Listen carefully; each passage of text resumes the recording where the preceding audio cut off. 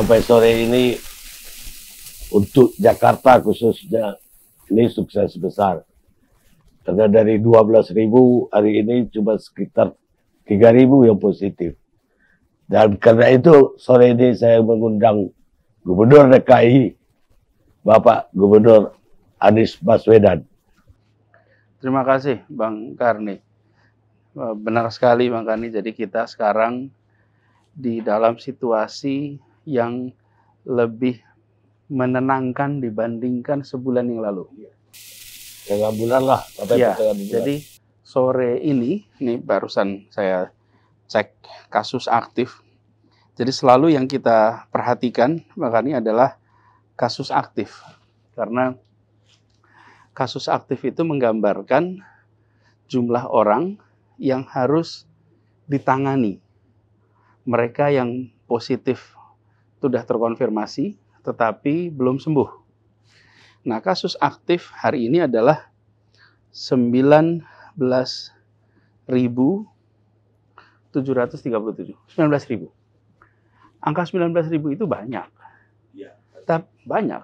Tetapi kalau dibandingkan dengan pertengahan bulan belasan, itu kita sempat 113.000. Kenapa kok mengkhawatirkan kalau kasus aktif itu? Karena begini Bang Kani, dari 100% kasus aktif, 5% itu gejalanya berat, ini perlu ICU. 25% kira-kira itu adalah kondisi membutuhkan perawatan di rumah sakit. Lalu 70% baru gejala ringan atau tanpa gejala. Nah jadi Bang, 30% kan. Jadi kalau sekarang itu kira-kira kita ada 20.000 kasus gitu ya, supaya gampang hitungnya.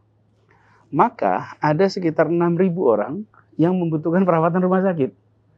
Jadi ketika kasus aktifnya itu membesar, maka kemampuan rumah sakit untuk menampung tidak ada. Disitulah mengapa kasus aktif itu selalu jadi perhatian. Karena setiap kali ada penambahan kasus aktif, kami selalu khawatir tentang rumah sakitnya cukup atau tidak. Kalau yang 70% itu bisa isolasi dengan sederhana di rumah. Tapi yang 30% ini.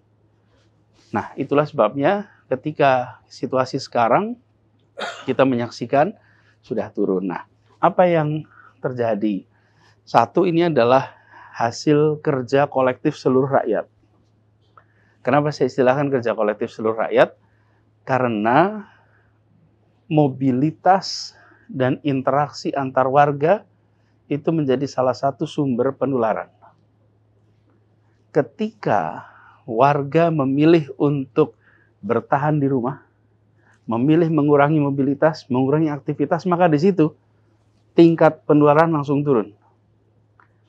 Nah, selama PPKM kemarin, kita menyaksikan hasilnya sekarang. Bahwa begitu kita mengurangi aktivitas, maka ya virus itu berhenti di orang-orang yang tertular. Dia tidak menular lagi ke tempat yang lain. Dan terbukti di kasus ini. Bagaimana kita di awal Juni mulai menyaksikan tanda-tanda naik tuh. Itu Bang, saya ingat hari Minggu malam di awal Juni kami buat apel di lapangan Blok S dengan seluruh petugas. Pada waktu itu kami mengirimkan pesan kepada seluruh warga di Jakarta, bersiap-siap. Karena Jakarta menuju kondisi genting. Saya sampaikan waktu itu. Itu awal Juni. Kenapa? Ya, begitu kita mendengar ada varian Delta, lalu arus mudik sudah mulai terjadi, arus balik. 1 Juni kan Jakarta mulai dibuka lagi.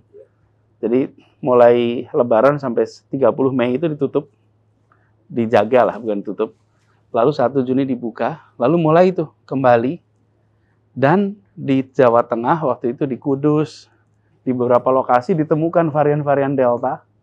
Maka dari pengalaman menjalani pandemi selama ini, itu akan terjadi. Kita harus siap-siap. Nah, saya gambarkan begini Bang. Kalau tahu atap rumah kita ini bocor, dan kita belum sempat nambal, Bang. Lalu ada hujan di kampung tetangga, maka langkah kita ya kita siapin dulu embernya nih, Bang. Kenapa saya siapin ember? Karena nanti kalau hujannya sampai ke sini akan netes nih. Kita siap-siap dulu embernya. Nah, ternyata air yang jatuh itu lebih banyak daripada daya tampung embernya. Kan apa yang kita kerjakan waktu itu? Kapasitas ini kita, Bang, kapasitas Rumah sakit kita itu 6.000-an, Bang. 6.000-an. Begitu tanda-tanda naik, kita naikkan sampai 11.000 dalam hitungan hari. Jadi kalau lihat grafiknya itu sampai naik, Bang, kapasitas tempat tidur itu. Berhimpitan dengan jumlah yang dipakai.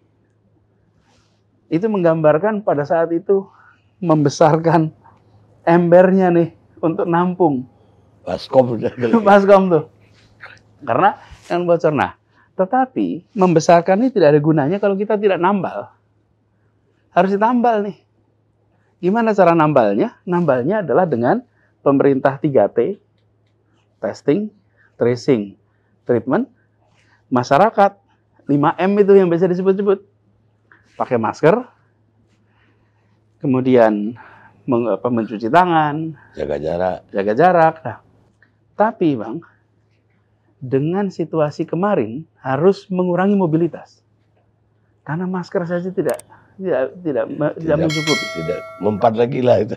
Ya, jadi harus jaga jarak. Nah, kemudian kita kurangi mobilitas. Kita ada ketetapan dari pemerintah untuk mengurangi mobilitas. Begitu dilakukan, itu awal Juli. Ya. Maka dampaknya itu yang baru terasa sekarang 3 mingguan kemudian. Dan kita mulai merasakan. Saya dengar Pak Gubernur udah minta dari bulan Mei supaya PPKM darurat ke pemerintah pusat. Ya. Tapi nggak dikabulkan. Saya dengar begitu. Ya, jadi kenapa bulan Mei Pak Gubernur udah minta? Kan belum naik tuh. Ya, sebetulnya kalau dari pengalaman kita selama ini, Bang, pengalaman kita selama 1,5 tahun ini, begitu terlihat ada lonjakan, apakah itu kasus di India, apakah itu kasus di Brazil, dengan varian-varian baru, kemudian kita juga punya pengalaman setiap kali habis liburan, kita selalu merasakan lonjakan. Apakah liburan bulan Agustus, apakah liburan di bulan Desember, Lebaran tahun lalu. Jadi kombinasi keduanya membuat kita harus antisipasi. Nah, sekarang ini kan kita merasakan pandemi ini bukan satu kota, Bang. Ini beda dengan dulu. Ketika tahun lalu itu terjadinya ya baru di sekitar Jabodetabek saja. Kemudian sekarang terjadinya sudah di seluruh wilayah, sehingga pengaturannya harus terintegrasi. Nggak bisa lagi hanya ngatur satu wilayah, harus serempak berbagai wilayah. Tapi kita melihat dengan ditetapkan langkah pembatasan yang sekarang disebut dengan PPKM level 4 ini, 4, 3, 2, 1, maka langsung ada pengurangan dalam mobilitas. Kita lihat di Jakarta terasa sekali, lalu lintas berkurang, kegiatan makan minum di restoran berkurang. Ini, Bang, dari pengalaman kami selama ini sangat menentukan tingkat penularan. Jadi kalau ditanya tentang apa ya, karena pattern polanya, Bang, sudah terbentuk, Bang. Ini yang sudah kita alami selama 1,5 tahun. Nah, sekarang dengan situasi seperti ini, bagaimana kemudian ke depan? Kebetulan nih, Bang Karni, hari ini adalah cukup hari penting buat kita. Karena akan memutuskan kita masih mau terus begini atau kita Satu itu, longgarkan. tapi begini, Bang, tanggal 13 Juni, waktu itu Bapak Presiden memberikan target vaksinasi di Jakarta, vaksinasi 7,5 juta orang di akhir bulan Agustus. Dan hari ini 7,5 juta itu tercapai. Udah tercapai. 1 bulan sebelum targetnya. Jadi 1 bulan lebih awal. Ya. Jadi hari ini kita bisa bilang 7,5 juta sudah divaksin. Nah, inilah yang ke depan, Bang. Jadi, temuan kita adalah mereka yang sudah divaksin itu hanya 2,3% yang terinfeksi. Dan dari 2,3% yang terinfeksi, itu gejalanya ringan atau tanpa gejala. Ini kita bukan pakai sampel, tapi pakai seluruh yang sudah mendapatkan vaksin. Ketika ini digunakan studinya itu 4,2 juta waktu itu. 4,2 juta orang yang sudah divaksin, yang muncul hanya 2,3%. Lalu, apakah ada yang meninggal? Ada, Bang? Ada. Yang sudah divaksin dan kemudian sesudah itu kena COVID, ada 0,013%. Jadi kira-kira 13 kasus per 100.000 penduduk. Apakah menghindarkan kematian itu bisa? Tidak. Ya, kematian itu tangan Allah, Bang. Hidup, mati, itu kematian tangan Allah. Tapi, kalau divaksin, resiko mengalami gejala berat itu menjadi lebih kecil, apalagi resiko untuk terjadi fatalitas. Sehingga kita ke depan ini akan mewajibkan vaksinasi. Jadi, kalau barbershop membuka, tukang potong rambut membuka, maka yang motong rambutnya harus sudah vaksin, yang mau dipotongnya harus sudah vaksin. Restoran mau buka, maka yang mengelola restoran, karyawannya harus sudah vaksin, yang boleh masuk hanya yang sudah vaksin. Nanti mall dibuka, maka yang mengelola mall, karyawan harus sudah vaksin, yang mau masuk hanya boleh yang sudah vaksin. Kenapa kok hanya boleh yang sudah vaksin? Karena tujuan kita kan mau melindungi rakyat. Mereka yang sudah tervaksinasi, kalaupun sampai terpapar, maka gejalanya akan ringan atau tanpa gejala. Tapi kalau belum vaksin, dibiarkan berinteraksi, lalu tertular, dia akan mengalami gejala berat, dia berpotensi mengalami fatalitas. Jadi, kewajiban vaksin ini bukan untuk mengosongkan stok vaksin. Ini adalah untuk melindungi orang. Nah, kami di Jakarta karena sekarang sudah 7,5 juta, Bang, maka kami berani melakukan langkah itu. Bahwa harus vaksin, terus ditambah lagi, di Jakarta ada lebih dari 300 tempat vaksinasi. Jadi kapan saja bisa mampir ke puskesmas atau ke rumah sakit terdekat, langsung bisa ikut vaksin. Atau daftar lewat Jaki. Jaki ini aplikasi, daftar di situ, nanti pilih.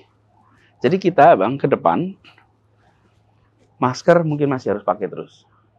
Tapi kita harus memastikan bahwa badan kita sudah diajari untuk mendeteksi virus ini. Diajarinya lewat vaksin. Walaupun ya orang masih meragukan keefektivitasan dari Sinovac. Ya, nah kita di Jakarta hampir semua Sinovac. Ya makanya, walaupun Sinovac yang dipakai. Dan kita kan begini, kalau yang di Jakarta itu adalah bukti empiris.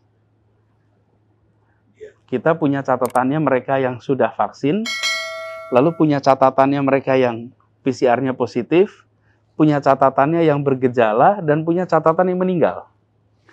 Kami nih Bang Garni sejak awal di Jakarta itu tidak pernah menutup-nutupi data. Tidak pernah ada yang dikurangi, tidak ada yang tambahin. Iya, tambahin, nggak ada touch up, nggak dimanis-maniskan. Pokoknya apa adanya. Bahkan, Bang, kematian di Jakarta ini dari dulu dilaporkan 2, Bang. Satu adalah kematian di rumah sakit yang sudah terkonfirmasi, dan kedua adalah kematian yang didiagnosa COVID, tapi hasil tesnya belum keluar. Atau masih isoman. Ya, dua-duanya kami diperiksa dokter, dan bila dokter melihat dari gejalanya adalah COVID, disebut probable protokol COVID. Jadi kami laporkan 2, Bang. Pemakaman, data pemakaman, dan data rumah sakit. Kami bukan mau melebihkan, kami justru mau menyampaikan apa adanya. Karena dengan sampaikan apa adanya, maka masyarakat akan bisa percaya pada pemerintah. Bagaimana masyarakat bisa percaya bila kami, Pemprov ini, tidak menyampaikan informasi apa adanya. Yang benar, yang akurat. Jadi kami dari awal begitu. Karena itu ketika kemarin ada vaksin, ya kami lakukan vaksinasi, kami sudah dengar hasil riset medis. Nah, yang tadi saya sampaikan adalah temuan lapangan hasil vaksinasi di Jakarta dan di tempat di mana kasus COVID termasuk yang paling banyak. Jadi kebijakan PPKM darurat ini atau sekarang level 3-4 ini kalau menurut Pak Gubernur perlu diperpanjang atau udah cukup sampai sekarang? Kami melihatnya ada faktor vaksinasi, Bang. Iya. Ketika faktor vaksinasi itu ada, semakin banyak warga sudah divaksin, maka semakin kita bisa mengizinkan aktivitas interaksi itu lebih banyak. Karena tujuannya membatasi itu kan untuk mengurangi risiko. Ketika penduduknya belum tervaksin, Bang. Tapi ketika penduduknya sudah tervaksinasi, maka perlindungan itu sudah ada di tiap orang-orang yang tervaksin. Mereka yang sudah tervaksin bisa berinteraksi. Kita punya penduduk berapa sekarang? Di Jakarta? Iya. Jakarta ini 10.600.000. Berarti udah 75%. Nah, belum juga, Bang. 70, betul kita udah 7,5 juta. Tapi yang kemarin kita vaksin di Jakarta itu ada 4 komponen, Bang. Satu adalah penduduk KTP DKI. Iya. Yang kedua adalah orang yang tinggal di Jakarta, tapi KTP-nya belum itu KTP DKI. Iya. Tapi rumahnya di sini, tinggalnya di sini. Banyak itu. Banyak. Yang ketiga adalah orang yang bekerja di Jakarta, tapi KTP-nya bukan di Jakarta. Iya, betul. Jadi banyak. Lalu yang keempat adalah orang yang belajar di Jakarta, sekolah di Jakarta, kuliah di Jakarta, tapi KTP-nya luar Jakarta. Nah, kami di Jakarta itu gini, Bang. Tidak memilah-milah KTP mana, enggak. Saya itu sampai bilang sama teman-teman, gini aja lah kriterianya. Are you human? Yes, vaksin. Gitu aja. Nah, tapi dengan persyaratan ada satu, kecuali bila oleh dokter dianggap tidak boleh vaksin. Tapi kami itu memvaksin, jadi banyak, Bang. Artinya kalau kita lihat tadi dari angka yang tadi saya sampaikan, sekitar 4,5 juta itu adalah warga DKI, 3 juta itu ada warga DKI, artinya KTP DKI, 3 juta itu orang yang bekerja di Jakarta. Dan dari 3 juta ini, Bang, 1,6 juta adalah pekerja publik.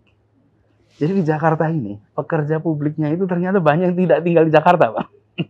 Pekerja publik itu kan orang yang melayani masyarakat. Iya.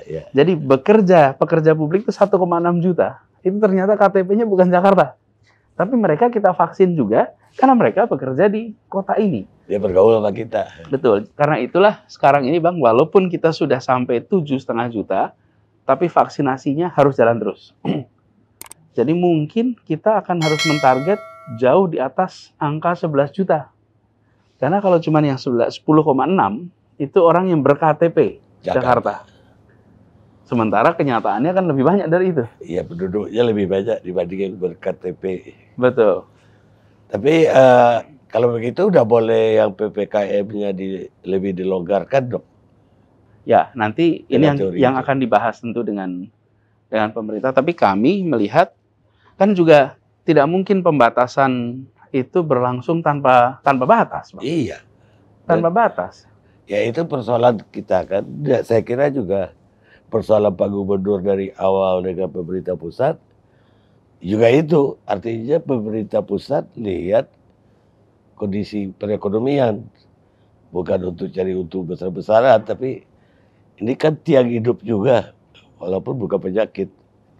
Kalau ekonomi orang itu mati, Iya, dia juga bisa mati kelaparan. Sementara kan dana sosial, bantuan sosial untuk nasional hampir dikatakan berantakan. Ya.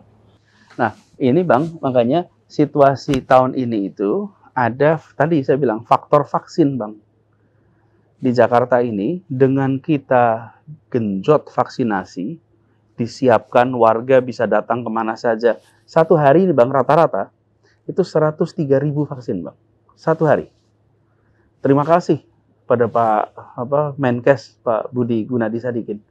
Karena beliau menyiapkan vaksinnya. Jadi dari Kementerian Kesehatan vaksinnya. Lalu kita selenggarakan di lebih dari 300 lokasi setiap hari. Itu Pemda aja. Pemda. Ya di luar Pemda kan swasta juga Banyak sekarang juga dikerahkan. Jadi Vaksin. totalnya itu kira-kira 106 per hari rata-rata. Nah ini Bang, dengan orang sudah vaksin, maka itulah yang kemudian jadi syarat untuk aktivitas. Jadi sekarang ini kita melakukan vaksinasi Bang di malam hari Bang. Di UKM-UKM yang pada dagang malam, itu tim vaksin keliling datang untuk melakukan review. Kalau belum vaksin, kita vaksin. Belum vaksin, kita vaksin. Nah, yang melakukan pemeriksaan juga begitu. Jadi periksa itu bukan cuma soal jumlah orang. Sudah vaksin belum? Kalau sudah vaksin, silahkan terus. Kalau belum, vaksin dulu. Jadi penentunya, kalau tahun lalu belum ada itu Bang. Ya, belum ada vaksin. Iya. Barangnya juga belum ada. Cukup. Nah, sekarang dengan adanya vaksin, kita lebih leluasa. Lalu bansos Bang. Di Jakarta ini ada 1,8 juta kepala keluarga yang mendapatkan bantuan sosial bulanan. Kami, DDKI, bertanggung jawab atas 1 juta, lalu Kementerian Sosial yang 800.000. Jadi, dari 1,8 itu. Nah, yang bagian DKI, alhamdulillah sudah kita bagi semua. APBD itu? APBD. Kenapa bisa dibagi semua langsung? Karena kami menggunakan rekening bank. BRI itu? Bank DKI. Oh, Bank DKI. Jadi semua penerima itu sudah punya rekening Bank DKI, sehingga begitu hari ini diputuskan transfer, ya hari ini juga ada di rekening mereka. Dia. Kemudian beras juga diberikan. Jadi buffer itu disiapkan. Tapi ke depan Bang memang kuncinya pada vaksinasi. Jadi kegiatan ekonomi, kegiatan agama, kegiatan sosial, kegiatan budaya harus gerak lagi. Syaratnya sudah pada vaksin. Baik, tapi dari waktu bulan Maret saya dengar Pak Gubernur udah minta lockdown. Tahun lalu ya? Iya. Dan itu ditolak oleh pemerintah pusat. Ya. Waktu tahun lalu itu apa pertimbangan Pak Gubernur? Kamu tidak segenting kemarin keadaan. Ya, jadi kami waktu itu melihat peristiwa ini COVID itu baru terjadi di titik-titik di Jakarta. Karena Jakarta adalah pintu gerbangnya dunia. Sebenarnya Bang, tepatnya itu dari awal Februari, kami itu sudah rapat memanggil berbagai institusi imigrasi. Kita minta juga dari Badan Intelijen. Dalam rapat itu, saya meminta data siapa saja orang yang datang dari Wuhan sejak Desember sampai Februari. Datanya? Datanya, karena kami perlu itu. Ya. Ternyata itu tidak tersedia memang. Nggak ada catatan? Nggak ada. Dan itulah ketika itu kami sudah merasa, wah ini mengkhawatirkan. Kemudian yang kedua, kita ini melakukan pengetesan. Bukan pengetesan, kita melakukan pengambilan sampel. Tapi kami tidak punya kewenangan untuk ngetes, Bang. Jadi kami itu ambil sampel, sampelnya dikirim ke Kementerian Kesehatan. Karena lab kita tidak punya reagennya, Bang. Waktu itu tidak punya. Kenapa tidak punya? Ya reagennya kan khusus untuk meriksa SARS-CoV-2 ini. Dan hanya laboratorium yang memiliki otoritas yang boleh mendapatkan reagen itu.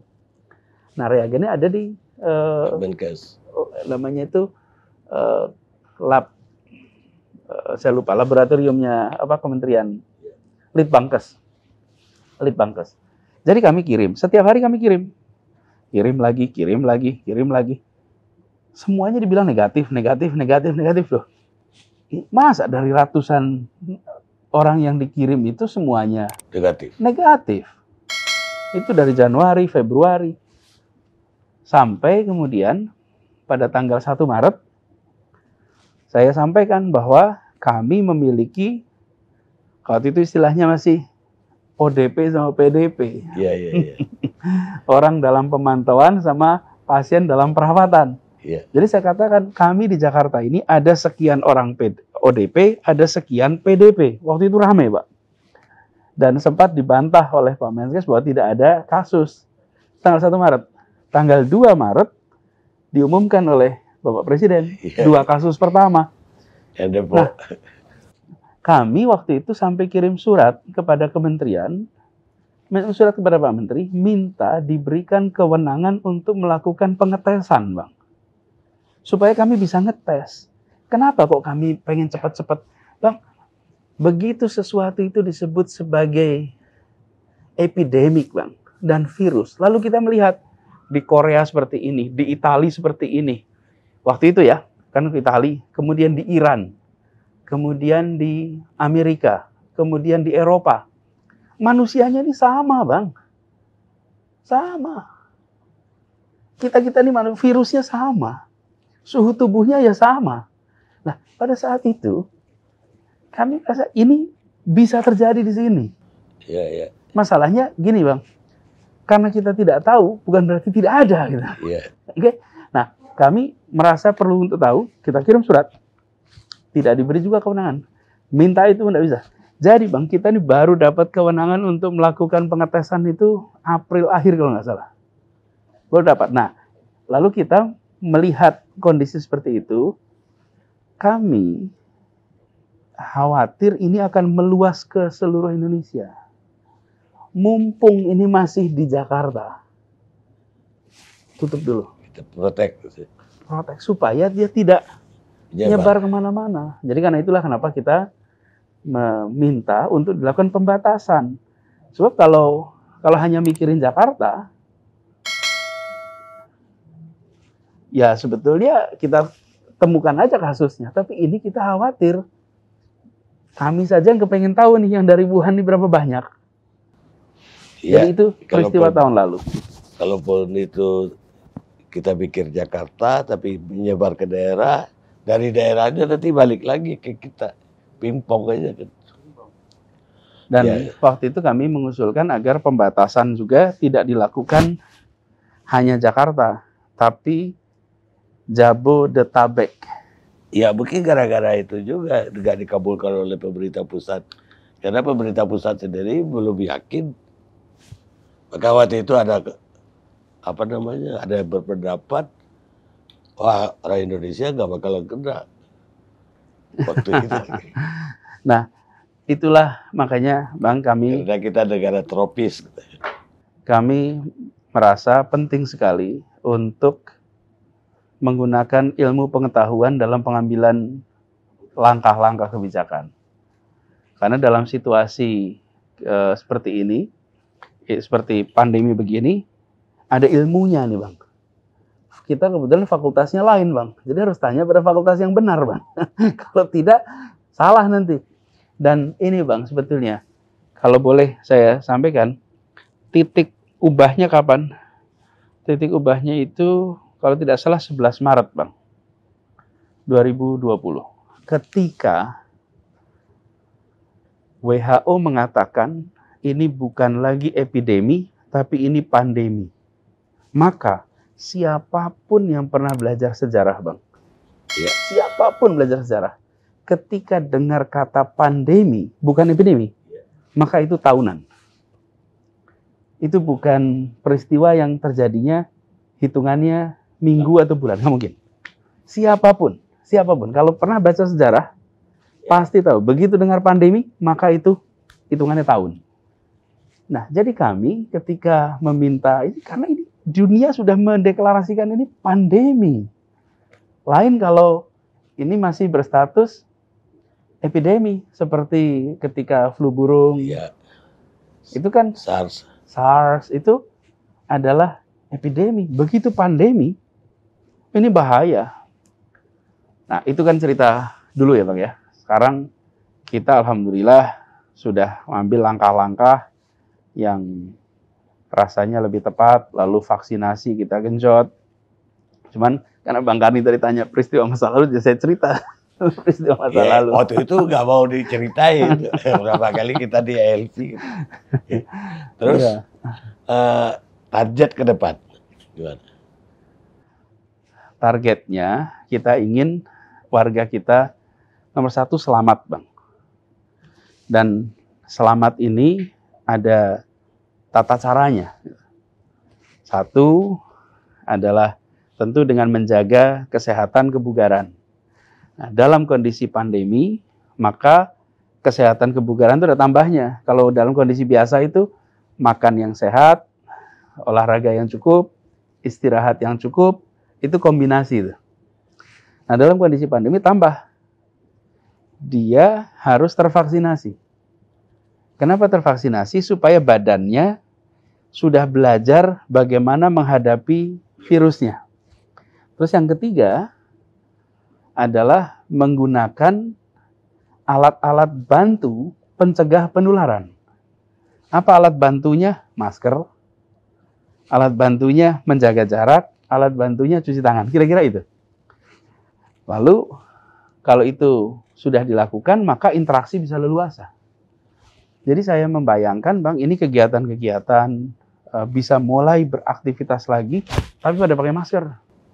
Ya. Pada vaksin. Jadi ke depan, saya membayangkan aktivitas di masyarakat, mulai dari aktivitas ekonomi, lalu aktivitas keagamaan ini.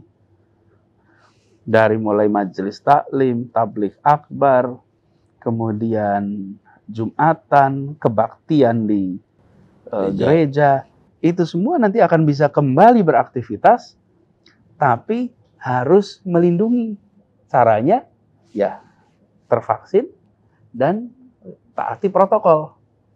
Saya rasa dengan jalan seperti itu, kita bisa jalan lagi, Bang. Restoran bisa jalan lagi, perekonomian bisa jalan lagi, keagamaan jalan lagi, budaya jalan lagi, tapi memang dalam suasana baru. Suasana kita harus pakai protokol dan tervaksin. Ya waspada lah gitu. Betul. Lalu yang kedua, saya lihat yang selama ini dianggap udah aman, misalnya saja Vietnam, Thailand, sekarang malah parah. Malaysia malah meningkat lagi. Singapura lockdown lagi. Bahkan Inggris, Amerika juga naik semua. Ya. Ini kan artinya reda ini juga belum keruat kan? Betul. Langsung pajak. Ini saya mengutip pendapat epidemiolog bahwa semakin lama pandemi ini berjalan, maka semakin banyak varian baru yang muncul. Kenapa? Karena dalam waktu yang panjang itu, dia berpindah dari satu orang ke orang lain. Dari situlah kemudian terfasilitasi untuk melakukan mutasi. Karena itu makin pendek durasinya, makin kecil potensi mutasinya. Iya. Nah, jadi kalau kita sekarang tidak mengetatkan, seperti misalnya kalau Jakarta kemarin nggak diketatin nih Bang, makin banyak, maka potensi terjadi mutasi makin besar. Dan disitulah berpotensi muncul varian-varian yang baru-baru. Ya bisa muncul di dunia varian Jakarta. Bisa jadi. Varian Indonesia, varian lain-lain. Nah, mudah-mudahan tidak ada nama itu Bang. Iya. Nah, kalau ada nama itu nggak enak betul gitu. Tapi saya membayangkan kalau kita melakukan aktivitas ini sambil menekan potensi penularan. Nah, bagian kami di pemerintah, satu, membuat regulasinya, dua, mengawasi, tiga, menyiapkan fasilitas kesehatan.